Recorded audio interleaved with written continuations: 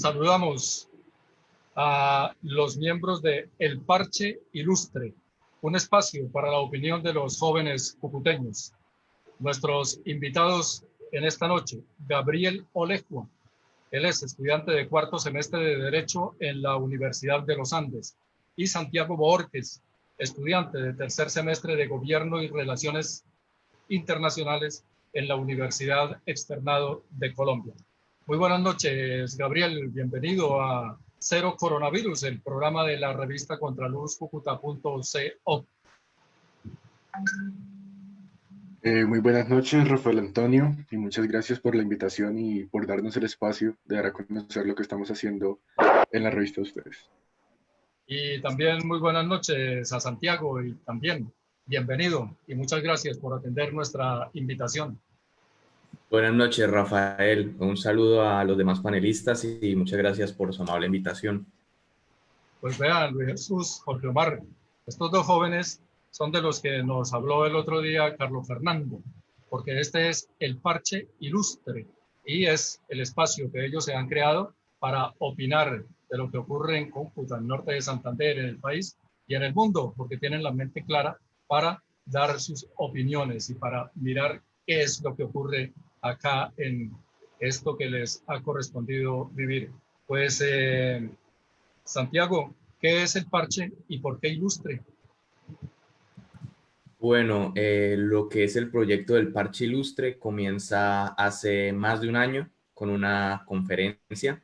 La realizamos con nuestro otro compañero Mohamed Hadi Dahan. Él, pues, por temas de conexión no ha podido participar mucho en lo que es el podcast. Sin embargo, inició como un proyecto académico para llevar lo que era el modelo de las Naciones Unidas a distintos colegios que aún no lo tenían, considerando que estas actividades impulsaban el desarrollo crítico de los estudiantes. Sin embargo, este proyecto, por cuestiones de movilidad, nosotros estudiando en otra ciudad, no pudo continuar, pero ahora que estamos en la cuestión de la pandemia, queríamos buscar una manera en la cual de pronto impactar en la sociedad o al menos en la juventud, y ya que no se pueden hacer modelos presenciales, pues buscamos alguna manera de por lo menos proyectar esos proyectos, valga la redundancia, sociales que se están llevando a cabo. Entonces aquí nace lo que es el podcast Venga y Hablemos.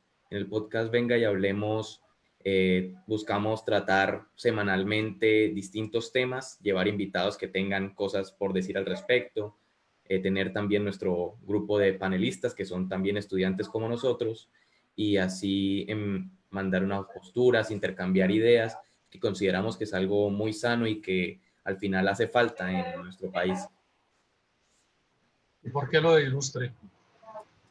Bueno, como era un proyecto académico y con nuestras bases de poder presentar una libertad de expresión y todo eso, consideramos que de pronto iba tal vez de la mano con ideas de época de ilustración. Sin embargo, es más como para darle el toque académico a la palabra parche, que es una palabra más social. Es para buscar como un equilibrio en el término parche e ilustre, darle cierta coyuntura más académica. Y Gabriel, cómo les ha ido en ese podcast Venga y Hablemos? Bueno, pues en términos muy generales nos ha ido bastante bien. Poco a poco hemos ido mejorando, porque iniciamos prácticamente inclusive no saber cómo iniciar. Y es que pues el proceso de grabación, el proceso de edición, todo han sido como retos que hemos ido escalando y hemos ido aprendiendo y superando de buena manera, pero no, o sea, en términos generales el proyecto ha salido bien, a las personas les ha gustado, lo hemos compartido en nuestras redes y cada vez más personas se están sumando, que es prácticamente como la finalidad que tenemos, que lo que nosotros debatamos, lo que nosotros hablemos o expongamos allí llegue a más personas y las personas pues comprendan y puedan llegar a conocer un poco más las situaciones desde nuestro punto de vista y puedan ellos también iniciar sus reflexiones propias. Pues Jorge Omar, es una manera de transmitir el pensamiento de los jóvenes y que empiecen a mostrarse. Bueno, buenas noches, Santiago. En ese sentido, yo quería preguntarles eso. Como ya llevan varias ediciones, quería que ilustrara a la mesa de trabajo y a quienes nos siguen a través de Facebook, ¿cuáles son los temas que ustedes han tratado hasta ahora? ¿Cuál es el contenido de ese proyecto? Bueno, buenas noches, Jorge. Pues los temas que hemos tratado hasta ahora han sido variados. Buscamos que a partir de la diversidad de temas haya como mayores focos de interés más diversos. Hemos tratado temas de religión, hemos tratado temas académicos, como la situación de la educación ahorita en tiempos de pandemia. Tratamos el tema del feminismo en la actualidad y digamos que son temas de pronto muy complejos que no dan para un podcast para hablar, sino uno puede hacer una serie completa de estos temas. Sin embargo, me parece que la finalidad de esto es conversar y dar al menos ciertas bases para que la gente, una vez escuchando el podcast, sienta que tiene un panorama más amplio para después opinar acerca de estas temáticas. Más adelante buscamos tratar temas de coyuntura en la juventud, es como el primer paso. Estamos esperando un invitado activista y poco a poco tenemos la intención de ir creciendo, de ir tratando temas que al final a la gente le interesa escuchar y es prácticamente eso. Bueno, Gabriel, ¿cuántos muchachos están vinculados actualmente al parche? Actualmente somos alrededor de 5 jóvenes de distintas universidades de Bogotá y Cúcuta. Eh, Tenemos un compañero en el externado Santiago, un compañero en el Rosario, un compañero en la Francisco Paula, que fue con quien iniciamos como tal el proyecto el año pasado junto a Santiago. Estoy yo y está un niño del Colegio Calasanz, Tomás Antolines, que también ha estado como muy pendiente de todo lo que hemos estado adelantando. Entonces, pues esencialmente el equipo son 5 o 6 personas y poco a poco hemos también buscado expandirnos como también para tener en cuenta opiniones diversas a las nuestras, porque pues en algunas ocasiones sí es cierto que solemos no discrepar entre nosotros, entonces siempre hemos buscado como esa disparidad, como conocer todos los puntos de vista de cualquier tema que estemos tratando, precisamente para exponer distintos puntos y ser como más completos e imparciales en ese sentido.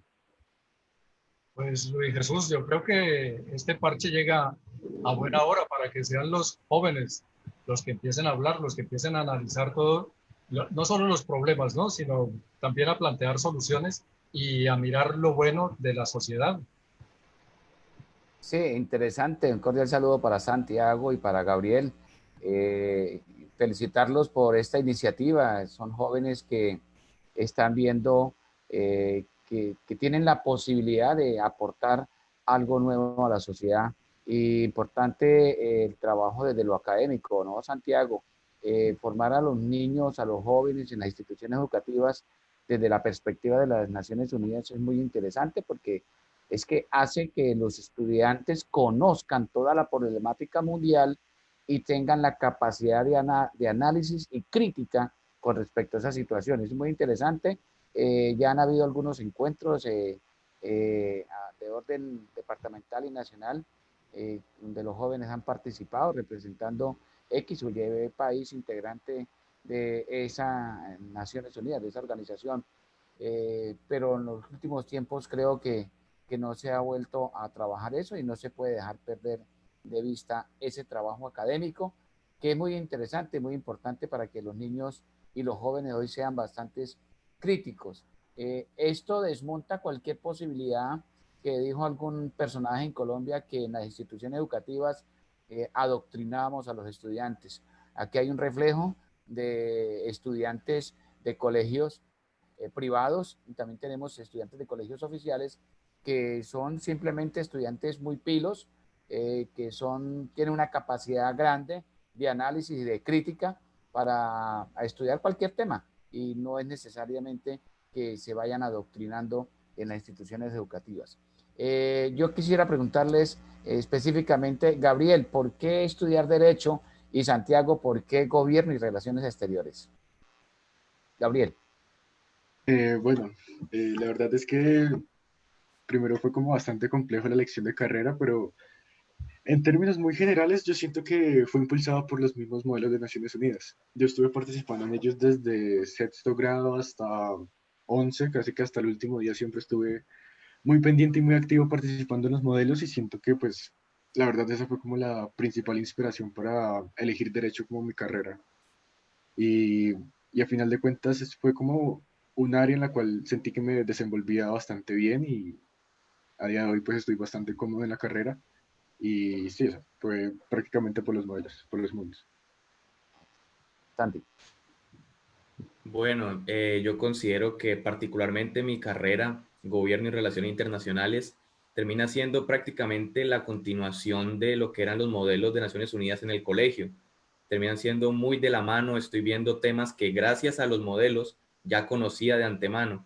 Y permítanme compartir una experiencia que he tenido últimamente y es que muchos de los jóvenes estudiantes que en algún momento pude presidir en una comisión de modelos, me están escribiendo últimamente para decirme, hey, me interesa su carrera, gobierno y relaciones internacionales, cuénteme sobre esto. Entonces, eso ayuda a ejemplificar que lo que son esas actividades académicas, que para algunos puede ser una actividad más, termina de cierto modo definiendo lo que es la vocación en un estudiante. Entonces, considero que he seguido por esa línea y hasta ahora voy muy contento con lo que he estudiado estos 3 semestres. Ok. Natalia Romero, Valentina Peláez Hernández, Michelle Cáceres, Santiago Cruz, Carlos Fernando Beltrán, Camilo Sánchez, Maylin Díaz, Marisol Díaz, también Reinaldo Fuentes, los están saludando y nos están escuchando los planteamientos que ustedes hacen en este momento. Dice Carlos Fernando Beltrán, cracks. Y Lisandro Mesa les plantea una inquietud. Muy buenas noches. Algo muy importante que a toda la ciudadanía nos interesaría. ¿Qué hacer con tanto abuso de autoridad con los agentes de tránsito y de policía metropolitana? ¿Ustedes nos ayudarán a pedir veeduría en esta ciudad olvidada? Se la tiraron arriba al palo desde el parche. ¿Cómo hacemos para tratar ese tema, Santiago?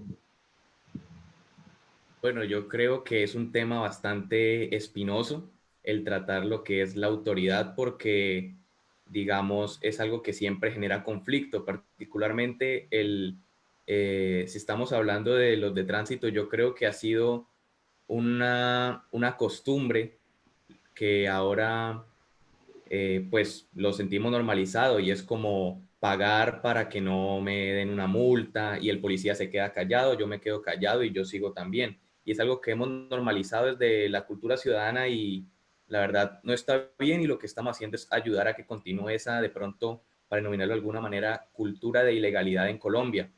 Entonces yo creo que es labor de todos nosotros, primero, no cooperar en estos procedimientos.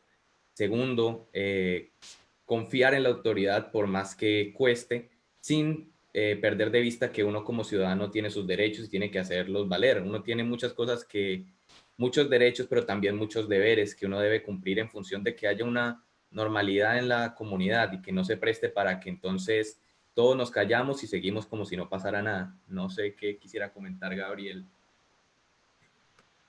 Sí, pues en general el tema es complejo, o sea, el tema es delicado también y comparto la idea de Santiago de que si uno quiere como tal evitar esos abusos de autoridad, tiene que empezar frenando la corrupción propia, que las mismas personas emancipan y que al final de cuentas es el hecho que le da como esta autoridad más allá de la propia que le da la institución, por lo menos policial, a los agentes de tránsito.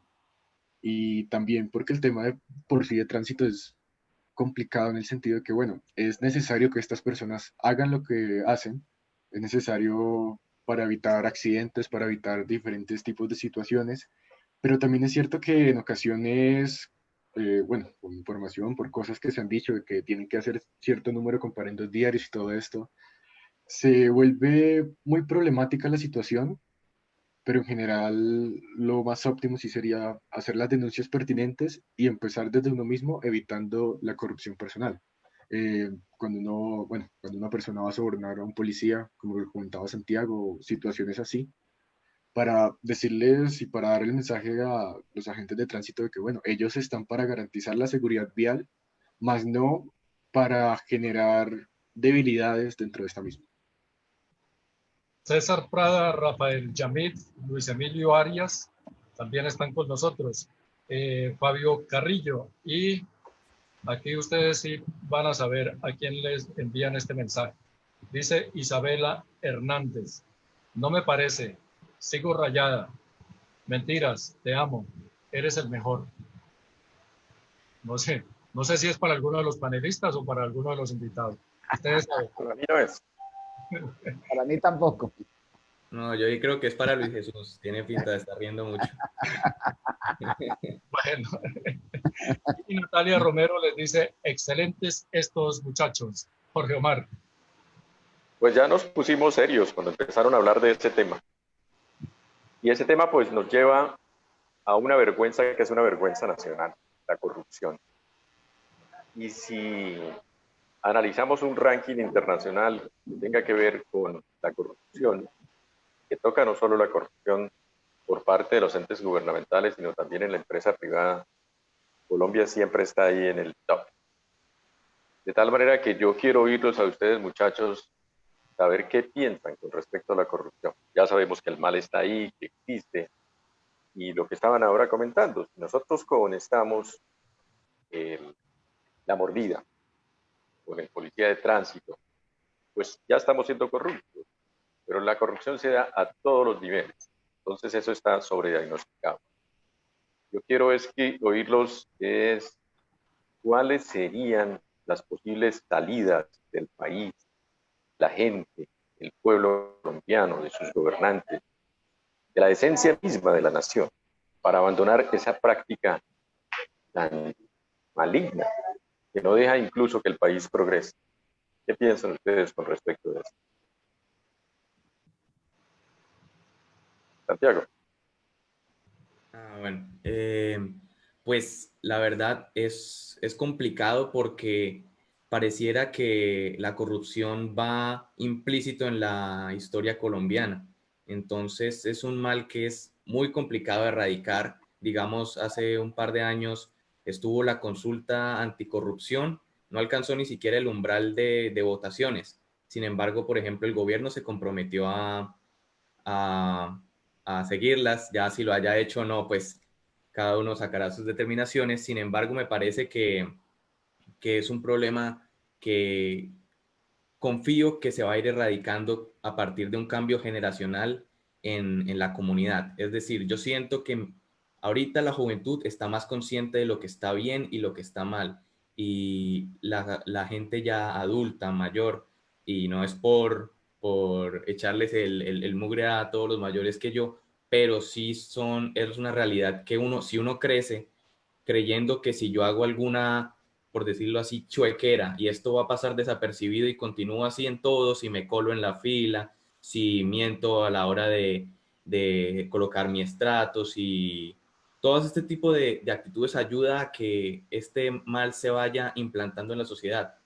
Yo confío que también la cuestión de las redes sociales, todas estas comunicaciones hagan más visibles los problemas y también hagan más visibles las posturas que van en contra de ellos, que se sepa que ya esto es un mal que no está aceptado, esto es un mal que por más que nos digan que van a combatirlo, queremos es ver que se realice, queremos es ver que después de una gobernación no hayan puentes hechos a medias y esto dejó una factura millonaria, queremos ver que los impuestos que paga la gente no se vean simplemente desaparecidos o que pavimentan una calle y ya la gente está contenta. Creemos que es un plan que presenta una dicotomía entre lo que es la comunidad y lo que son los entes gubernamentales. Es una labor de todos, pero confío que el tiempo, las redes y la información veraz, sobre todo, vaya ayudando a que se radique. Y Gabriel. Porque esto no debe ser un mal para toda la vida, ¿cierto? Esto no hay que creerle a los nules cuando alguno de ellos Azules son los famosos por el carrusel de la contratación en Bogotá y que tuvieron como secuaces al alcalde Iván Moreno. Y uno de ellos salió a decir, para justificar el comportamiento, que eso estaba en los genes, como queriendo decir, si usted es colombiano, tiene unos genes de colombiano y en el gen, los genes suyos está ahí una impronta que dice, soy colombiano, soy corrupto. Probablemente hemos venido como creyendo eso. Y probablemente también muchas veces nos encogemos de hombros y dejamos que las cosas pasen. Entonces, Gabriel, ¿qué tenemos nosotros que hacer y ustedes, los jóvenes, que son a los que les corresponde ahora tomar la posta, continuar primero debatiendo sobre el tema y luego, cuando tengan la posibilidad, pues tomar acciones que realmente sean efectivas y eficaces para erradicar la corrupción? Sobre ese punto, yo comparto la idea de Santiago de que es necesario el cambio generacional en el sentido de que hay que acabar con la cultura de la corrupción. Y es que la corrupción está muy metida, muy intrínseca entre los colombianos, entre los ciudadanos como tal, de todo nuestro país. Y es que la corrupción la vemos diario, inclusive se emancipa, se prolifera cuando estamos en elecciones, que prácticamente cualquier discusión se vuelve política, pero es una política muy manchada, muy corrupta, muy sesgada, por así decirlo también. Y siento que es eso, o sea, en general lo que tienen que hacer las personas, o bueno, lo que esperamos del cambio generacional es precisamente esto, que si bien se han mejorado las comunicaciones con los sectores periféricos del país, donde pues de cierta manera se podía dar de una manera más eficaz la corrupción, lo cierto es que las redes sociales y las distintas situaciones y la mejora en los medios de comunicación como tal, siento que ha impulsado y ha mejorado el hecho de que las personas denuncien los casos de corrupción.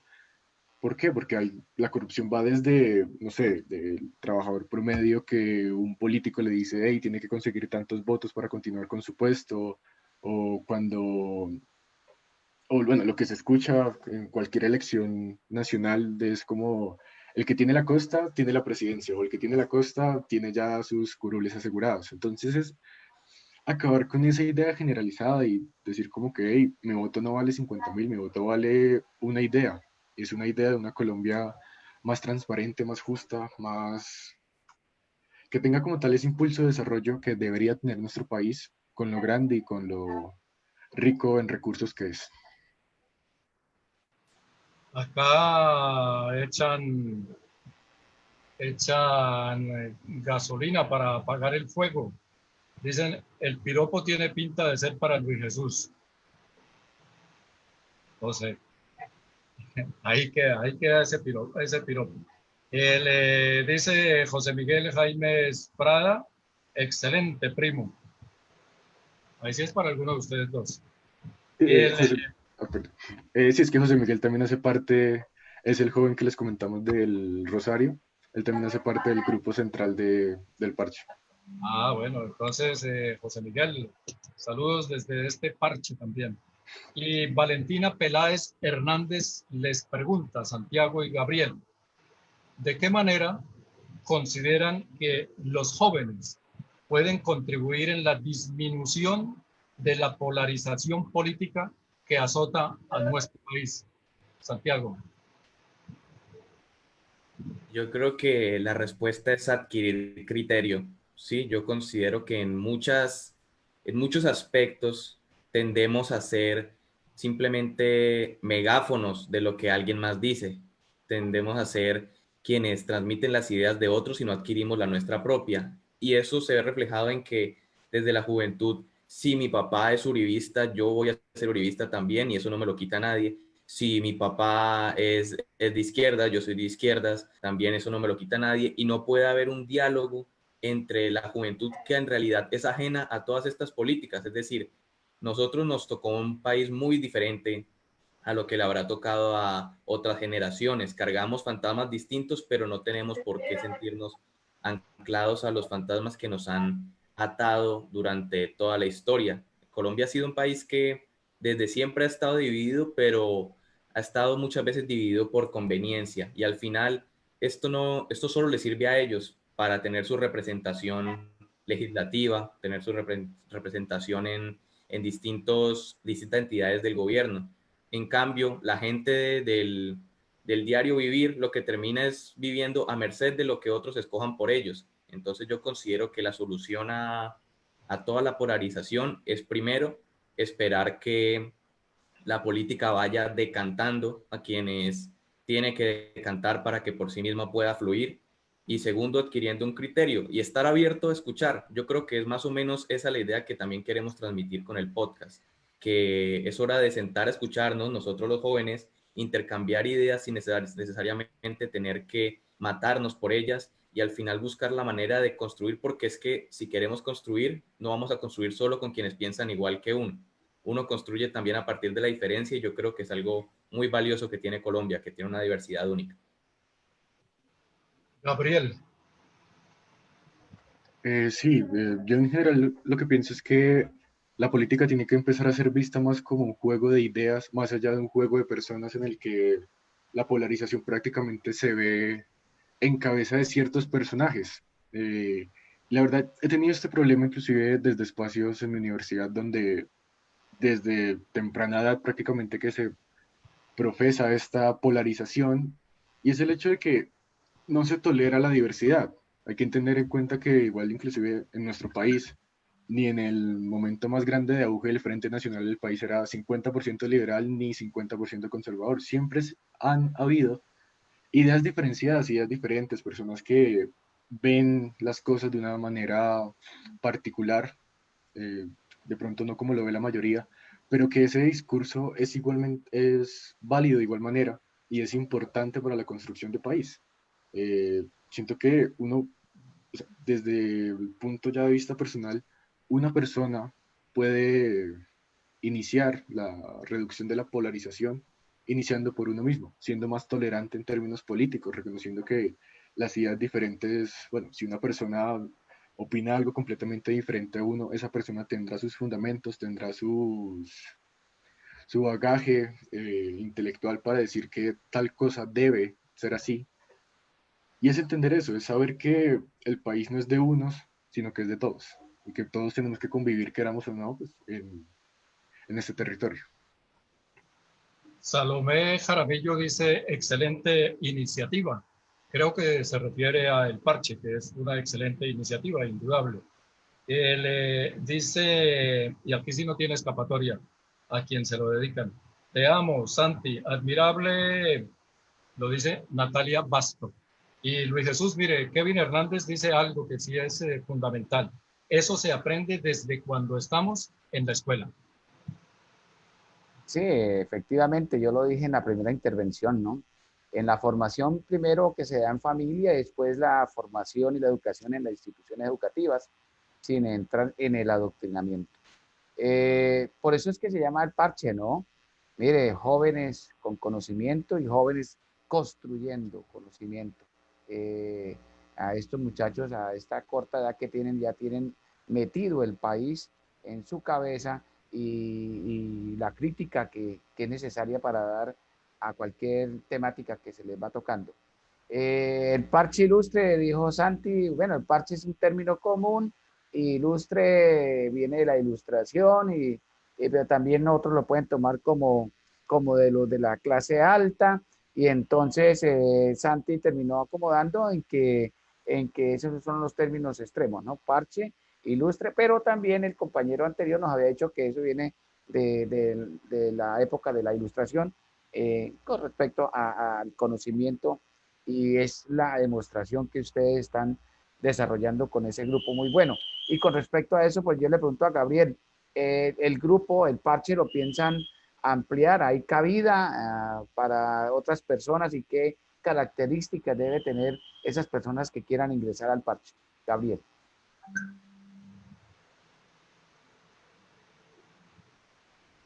El micrófono, Gabriel, por favor. Perdón. Sí, inicialmente el parche lo tenemos pensado para expandirlo, pero pues hasta ahora estamos empezando. Y es también por lo mismo que por ahora no hemos podido hacerlo, precisamente porque La idea del podcast es algo que hemos estado trabajando poco a poco, precisamente porque la idea central del Parche Ilustre y lo que queremos hacer con el Parche a final de cuentas es promover los modelos de Naciones Unidas, inicialmente en Norte de Santander, y después replicar este modelo en los distintos departamentos del país. Pero sí, inicialmente, o bueno, cuando ya lleguemos al punto en el que podamos empezar a expandirnos más, cualquier persona va a estar invitada a participar, cualquier persona va a poder hacer parte del grupo, cualquier persona va a poder opinar, y en general lo que pedimos es que las personas sean tolerantes y que entiendan la diversidad de posiciones. De hecho, internamente en el grupo también tenemos posiciones muy divididas sobre puntos, sobre características muy puntuales. Puede ser, no sé, como el lenguaje inclusivo, situaciones así, tenemos opiniones diferenciadas muy marcadas y arraigadas, pero es eso, entendemos que listo, cada uno opina algo diferente, pero no vamos a ser enemigos ni vamos a llevarnos mal por no opinar lo mismo. Entonces, cualquier persona que pueda, que entienda la vida de esta manera, va a poder hacer parte perfectamente del grupo como tal. Ok, gracias. Un saludo muy especial a un grupo de estudiantes de mi colegio que están siguiendo el programa. Entre ellos están esos saludos que están ofreciendo. Santi, desde su formación, ¿cómo ve la problemática con la frontera colombo-venezolana, específicamente por esta zona de Cúcuta, del norte de Santander? Me lanzó un problema de años usted, Luis Jesús, No, pero pues, vamos a sintetizarlo. Mire, por ejemplo, hoy el gobierno dio paso a 200 venezolanos que querían llegar a su país y cierra la frontera. Y a nivel nacional dice el presidente, no, Maduro, no, yo no he cerrado frontera, no he cerrado puentes. Entonces, ¿qué se cocina entre toda esta situación que estamos viviendo en frontera? pues yo creo que es complicado porque ahora, sobre todo en el panorama más de relaciones, que es como más o menos en lo que me he formado, es complicado porque ahora tenemos dos figuras en Venezuela y no necesariamente la figura a la que el gobierno de nuestro país, con la figura con la que se lleva, necesariamente es la que toma las decisiones importantes. Vemos el caso de Juan Guaidó, que lleva, si no estoy mal, desde principios del año pasado, febrero del año pasado, en esto de presidencia interina. Sin embargo, Juan Guaidó no es quien decide si la frontera se abre o no. Y por más que Maduro, pues todo lo que se le puede atribuir a Maduro, yo considero que hay aspectos en los que por bien mismo de la población toca ponerse de acuerdo en ciertos aspectos.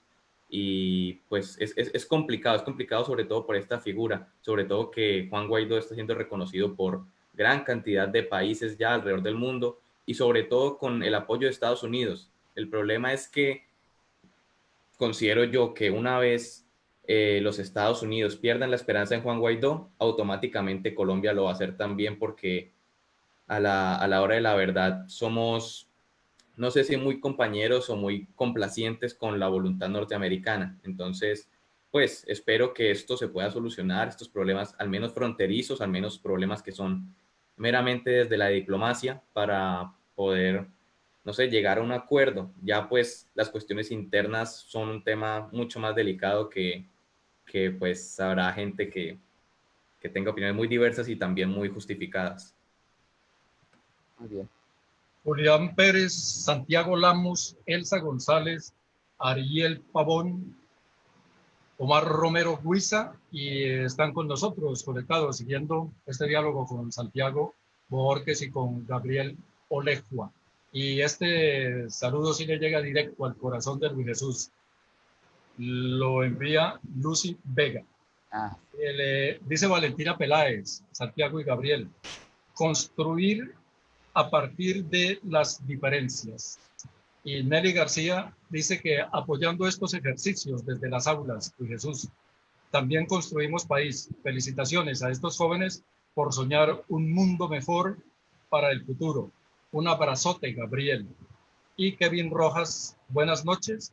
Si el hombre es un ser competitivo por naturaleza, un ser insaciable, y quiere un fin o meta común con otro hombre, se considera ético y correcto mancillarle y destrozarle para conseguir su fin y ganar al otro por su naturaleza. Esa sí que la pusieron dura, pero bueno, hay que comentar lo que nos dice Kevin, Santiago. Bueno, pues yo creo que Kevin se está reduciendo mucho al estado natural del ser humano. Yo creo que el ser humano, si bien se puede decir que es un animal y que tiene sus necesidades como las necesidades fisiológicas y todo eso, tiene también la necesidad de construir comunidad. Porque si bien hay quien diga que el hombre es lobo para el hombre, también hay quien dice que el hombre es un animal social y que tiene que vivir en comunidad y construir, porque es que mm, el ser humano en algún punto de la historia se habrá dado cuenta de que no le conviene, sobre todo en materia de seguridad, en materia de desarrollo, en materia de diferencia en la posesión de terrenos y en el comercio, no le conviene estar en una constante competencia a muerte. Yo creo que la cooperación es lo que ha construido la sociedad moderna a partir de siglos y siglos de lucha. Yo creo que si estamos hoy siguiendo los lineamientos de un Estado, esto se da después de siglos de pruebas que han salido mal, de intentos de construcción de comunidad y de sangre de mucha gente que finalmente le tocó en la época equivocada. Yo creo que tenemos que aprovechar que estamos en un momento organizado como seres humanos y no buscar retroceder, sino buscar la manera de, a partir de la cooperación, encontrar un desarrollo más óptimo en el que haya menos escasez, menos necesidad, que puede ser al final lo que explique tanta criminalidad, tanta diferencia y tanto odio, odio de clases, considero yo. Gabriel.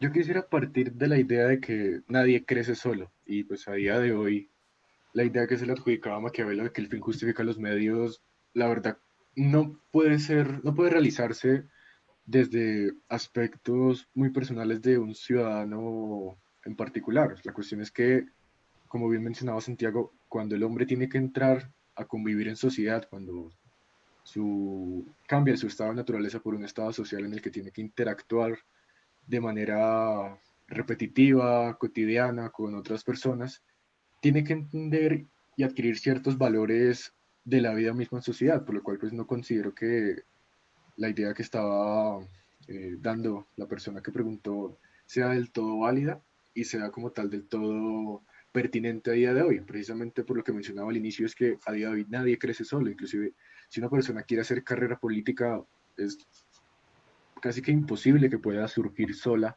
porque siempre va a tener que estar acompañada de ciertas personas, de personas que van a opinar lo mismo, van a opinar diferente, pero que a final de cuentas van a estar ahí. Entonces, considero que no, o sea, que no sería del todo viable lo que está diciendo esta persona.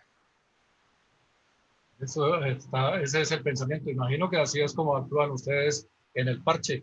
Reciben comentarios y ustedes los rebaten y no por eso Kevin va a estar en disgusto, va a entrar en disgusto con Gabriel porque no está de acuerdo con lo que él piensa. Jorge Omar. Las diferencias, ese es otro punto. Y cómo aceptar las diferencias del otro. Y cómo ser solidarios con otra persona que piense distinto a nosotros. Está clarísimo que nosotros no podemos ser unitarios, que no podemos andar solos, que necesitamos construir sociedad y que necesitamos entre todos ayudarnos. Y eso se ve mucho más cuando pensamos en país. Entonces, en el país se necesita que todos contribuyamos al desarrollo, desde los gobernantes hasta quienes son a nivel profesional, hasta quienes son líderes, hasta quienes son simplemente trabajadores. Y eso a su vez pues también genera una cosa a la que no se le debe temer, sino es algo con lo que tenemos que vivir, que es la competencia, ya también lo mencionaron. Lo que pasa es que la competencia tiene que ser leal, porque cuando hay competencia se tiende a mejorar, porque cada quien busca escalar en calidad y ir un poco más adelante en la actividad que esté desarrollando. Eso tendría que anotar yo con respecto a las ideas previas. Le quiero preguntar a Santiago sobre quiénes son sus inspiradores. A sus espaldas veo a Luis Carlos Galán Sarmiento y hay otro personaje que no reconozco. Dígame quién es. Bueno, yo particularmente no soy de rasgarme las vestiduras por gente que no conozco, sin embargo también reconozco las labores que han hecho. A mis espaldas está una pintura de Luis Carlos Galán.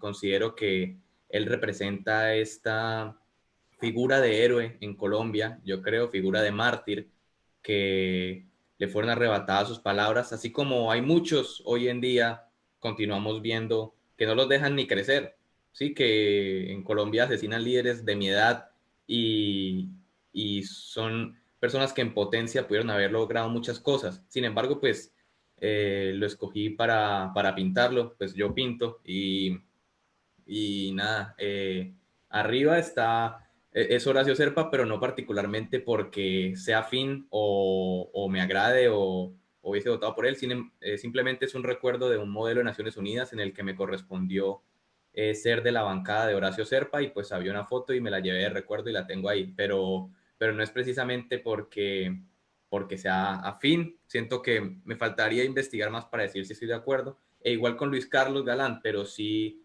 siento que es de pronto también como para buscar lo mejor para Colombia. Por ejemplo, en esas épocas en que la gente tenía que decidir entre Luis Carlos Galán o Álvaro Gómez Hurtado, yo creo que es maravilloso. Hoy en día, entre quienes tenemos que decidir. Yo siento que es como buscar un futuro más próspero y saber que hay gente que ha muerto en función de eso. Gracias. ¿Y Gabriel tiene alguna figura que le inspira en su pensamiento político, en su pensamiento social? Yo también diría que a día de hoy sigo aprendiendo y como tal no me he casado con ninguna idea. Sí hay diferentes personajes que una que otra idea me llegan a llamar bastante la atención, pero no me atrevería a decir que sigo 100% afín a las ideas de algún pensador. O sea, siento que el proceso de aprendizaje tengo que seguirlo ejerciendo, tengo que seguir aprendiendo, seguir conociendo más de la política nacional e internacional, porque pues no, a día de hoy no diría que tengo una figura ejemplar de político que me inspire como tal. Luis Jesús, Empiezo por retomar la última intervención de Gabriel, y lo dije yo en este programa hace como unos 4 o 5 días, eh, hablando de Luis Carlos Galán y de Álvaro Gómez Hurtado. Y decía yo en ese momento que si bien Luis Carlos Galán era del nuevo liberalismo, eh, una división del Partido Liberal, el hecho de que se lanzara en esa misma elección Álvaro Gómez Hurtado hizo que el Partido Liberal se uniera a las toldas de Luis Carlos Galán. Y no fue en esa ocasión, fue también antes con Alfonso López Michelsen y tal vez antes con Carlos Lleras Restrepo, tal vez. Lo que significa que Álvaro Gómez Hurtado, cada vez que se lanzaba a la política, a la presidencia, unía al Partido Liberal. Pero hay un acontecimiento que debemos resaltar, que su padre, Laureano Gómez, estuvo en cabeza de esa violencia política en los años 50, a mitad del siglo XX, y que Álvaro estuvo en esas andanzas. Entonces la gente tenía mucho temor a Álvaro Gómez Hurtado que llegara a la presidencia. Pero mire que mataron a Luis Carlos, que era el hombre más preparado en ese momento, y también mataron a Álvaro Gómez Hurtado, que después de tantos ir y venires y haberse preparado tanto para manejar este país, también lo asesinaron. Desafortunadamente ninguno de los dos llegó a enderezar, a tratar de enderezar este país, que hubiese sido a tiempo, ¿no? Porque estábamos de pronto en un momento coyuntural político y social y económico que pudo haberse arreglado el país. Pero bueno, eso es historia, pero que no podemos volverla a repetir. ¿Qué opinan con respecto a la constitución política de 1991? Y ambos, porque Santiago también maneja esta cuestión de la constitución política. ¿Por qué le hago la pregunta? Porque es que en los últimos días, con toda esa situación que se está viviendo, se está hablando de una reforma a la política, de una Asamblea Nacional Constituyente, Y entonces, ¿qué opinan ustedes? ¿Será que sí es necesario? O qué concepto tienen ustedes de esa constitución que es muy nueva? Que es muy nueva. Recuerden que la del 86 duró 100 años, un siglo, y la del 91 apenas tiene unos 29 años de existencia. ¿Qué piensan con respecto a esa propuesta de hacer una reforma constitucional con respecto a la constitución del 91? Gabriel. Yo siento que la Constitución del 91 fue muy importante para su época, precisamente por la inclusión de derechos fundamentales y garantías constitucionales para estos mismos. Hablar a día de hoy de una asamblea constituyente, siento que únicamente es reavivar ese sentimiento de que si reformamos la Constitución vamos a tener otro cambio eh, sociopolítico en el cual vamos a poder reorientar el país a una nueva manera, a una nueva forma política, pero que de cierta manera siento que no sería del todo viable. ¿Por qué? Porque a día de hoy se manejan ciertos polos políticos muy diferentes a los de aquella época. Y si a día de hoy se llegase a hacer una constituyente, estos polos tienen más poder y son más arraigados a día de hoy que como lo fueron en la constituyente. Porque uno dice, bueno, en plena constituyente seguían como tal regazos del liberalismo y el conservadurismo, por lo que pues, el liberal y el conservador seguían fuertes, pero uno entra a ver cuáles fueron todas las personas que estaban participando y que participaron como tal activamente en las decisiones y en las discusiones de la constituyente del 91 y prácticamente había casi que igualdad de número entre liberales, conservadores, eh, gente de los distintos partidos de izquierda, una representación política más grande que la que habría hoy si se llega a ser una constituyente, que no sería, siento yo, nada más que un recurso político para complacer a unas mayorías que creen aún en este sueño y este cambio jurisprudencial y de la legislación colombiana. Santiago.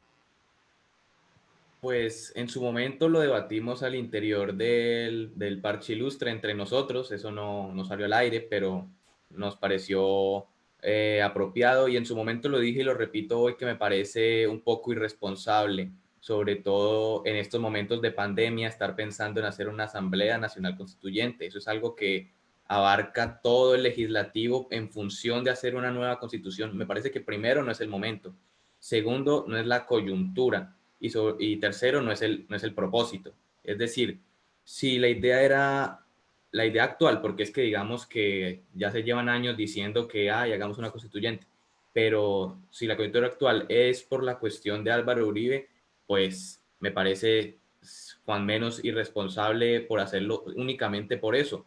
Y no es por echarle flores a la justicia. ¿A cuántas personas les han respondido por sus hijos que al final nunca aparecieron y que son distintos agentes de violencia que al final nadie vio, nada pasó? Yo creo que si bien la justicia necesita reformas, no es el momento, no es la coyuntura. En su momento, en los 90, pues vemos una diversidad, pero vimos una diversidad ilustrada. Si vemos quienes leyeron la Constitución del 91, cuando ya estaba redactada, ¿quiénes eran? Antonio Navarro, Horacio Serpa y Álvaro Gómez. Es decir, ahora, ¿quiénes los van a leer? Gustavo Petro, Paloma Valencia. Pues, es decir, hay que, hay que estar Sí. con la mente muy centrada para saber que una constitución, guiándonos por Kelsen, no hay nada arriba de eso. Y hacerlo en las condiciones de ahora no es responsable. Entonces, cambiar el discurso, listo, constituyente no, hagamos un referendo. Es decir, están buscando cualquier manera para lograr una reforma y eso no puede ser así porque es que la reforma no se realiza únicamente por un caso, se realiza en algo más concreto, amplio y sobre todo poniéndose de acuerdo distintos sectores. Vemos que en su momento eran liberales y el desmovilizados del M19 eran la mayoría, pero también había una cantidad considerable, como lo dice Gabriel, de conservadores, partidos más tradicionales. Entonces, considero eso, que es un riesgo innecesario y sobre todo que no es la coyuntura para realizar algo de tal magnitud. Saludamos a González Antonio, que también está con nosotros en este momento. Santiago, ¿la pintura es un entretenimiento o lo está tomando en serio? No, ha sido toda la vida un entretenimiento, ha ido pues paralelo a mis actividades ha sido como ese escape. Sin embargo, pues lo detuve un tiempo. Yo estuve con el maestro Alonso Cerón, que falleció en 2016, pintor reconocido en la región, y pues ahí lo detuve un tiempo. Últimamente lo estuve tratando de retomar y pues digamos ya unos años después considero que la pintura va cogiendo más tinte político por mi actualidad, pero sigue siendo ese despeje. ¿Gabriel tiene alguna inclinación artística? Pues siempre he sido muy fan de aprender a tocar instrumentos, pero no, no consigo concretar ninguno. Tengo un violín hace como 3 años y a día de hoy he estado tocando como las primeras cuerdas hasta ahora. Bueno, Pero sí, tiene toda la vida por delante, Gabriel, para hacerlo. Santiago Borges, Gabriel Olecua, muy amables a ustedes por habernos abierto el parche para conversar aquí en Cero Coronavirus sobre las actividades de ustedes, sobre el pensamiento de ustedes y además para que quienes nos ven se den cuenta que los jóvenes en Cúcuta están tomando forma y además con un pensamiento muy alto, con un conocimiento concreto y certero sobre lo que ocurre en el país. Muy gentiles, Santiago, Gabriel. Rafael, Luis Jesús, muchísimas gracias por el espacio y lo mejor de los deseos para su proyecto y nada, muchísimas gracias por la atención también. sí, muchas gracias por la invitación. La verdad fue un espacio bastante ameno. Pudimos tratar diferentes temas y sí, en general quedo contento con la participación y muchas gracias nuevamente por la invitación. Bueno, muy gentiles. Ok, gracias. Pues Luis Jesús, vea que estos jóvenes no están siendo inferiores a sus responsabilidades y a los compromisos que han empezado a tomar, porque al asumir cada uno su carrera, derecho y gobierno y relaciones internacionales, es porque de pronto algún día usted le preguntaba a Carlos Fernando el otro día si se iba a venir a Cúcuta a ejercer. Pues ojalá que Santiago y Gabriel también se vengan para Cúcuta y ayuden a sacar adelante esta ciudad, pues Jesús. Sí, pues el perfil de Santiago, pues no, tendríamos que preguntarle antes que se nos vaya. La política. ¿Le gusta la política? ¿Tiene aspiraciones políticas en la región o en el país? Me interesa, me parece importante interesarse, pero pues viendo la coyuntura actual no quiero que me maten, entonces no diré nada. Y Gabriel, proyección política. Yo entré a estudiar Derecho porque me gustaba la política, pues propiamente por los MUNs y todo esto, y a día de hoy siento que la política es lo que menos me interesa. En el proceso de ir aprendiendo política le he cogido cierto respeto a manera de odio o de alejamiento, y a día de hoy no lo tengo muy claro, pero sí me gustaría compartir espacios políticos más adelante. Ya después con alguna ideología y eso, pero pues a día de hoy estoy bastante reacido con el tema. Bueno, muchas gracias, Santiago y Gabriel, y saludos por acá. Cuando estén en el parche, acuérdense de nosotros. Nosotros nos quedamos acá con la noticia que ahora la anticipaba Luis Jesús, Migración Colombia y la decisión de no dejar pasar más o de no traer, mejor, más venezolanos a la